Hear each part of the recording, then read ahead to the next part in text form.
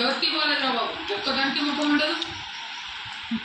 ఏ మొక్కలో ఏంటో సంబంధించిస్తారా బాబు? అసలే ప్రిన్సిపాల్ అమ్మాయి ఒక చూసే చాలు చేసి నన్ను డిస్టర్బ్ చేయకండి, దిక్కు చూడకుండా బాగుంది ఇస్తారండి అంటాడు.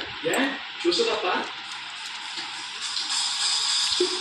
అవును తప్పే. రాత్రిపూట మేడకి చుక్కలు చూస్తారన్నా తప్పే, పగటిపూట టీవీ చూస్తారన్నా తప్పే. అమ్మాయిలు బయటకు వెళ్ళకూడదమ్మా, అక్కడ దిక్కుంటామా ఓ నస. అదంతా సరే, ఇంటికి నీ పొడి చేయడం నాకేంటి? అదా మా అమ్మ జడ వేసేటప్పుడు అమ్మాయి అబ్బాయితో మాట్లాడకూడదమ్మా. నీ ఫ్రెండ్స్ ఎవరన్నా పిలిస్తే వాళ్ళే మన ఇంటికి రమ్మని చెప్పు. ఓ సంవత్సరం పాటు టీవీలు సినిమాలు కట్టుపెట్టి కదపో కుదురుగోండు. మన పక్కింటి రమ్మదేవి గారు అమ్మాయిలాగా పద్ధతిగా ఉండాలమ్మా. నాకు తెలుసమ్మా. ఏం తెలుసు నీకు? కాలిందాలగా నీకేం తెలియదు. ఊరుకో. పోనీ నువ్వు అర్థమయ్యేదో చెప్పమ్మా. కాడనే ఎదుగు అమ్మతో తెలీదా? అందుకే ఏ అమ్మాయికి పొడుగు జడ ఉండొద్దు, ఏ అమ్మతో నస ఉండదు. అయినా 17 years నుంచి ఇది తప్పు ఇది రైటు అని చెప్తూనే ఉన్నాను కదా, మళ్ళీ ఇప్పుడు కూడా అదే మాట. ఏ 17 years పెట్టుకుందిగా నమ్మకలేదా? నీకేదో పార్సల్ వచ్చిందే.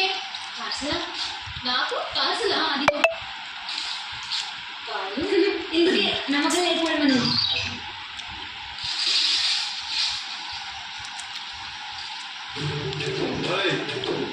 పొద్దున్న చొక్కా ఉదిగి ఎక్కువగా పక్కన వాళ్ళకి చుట్టాలు చూపిస్తాను.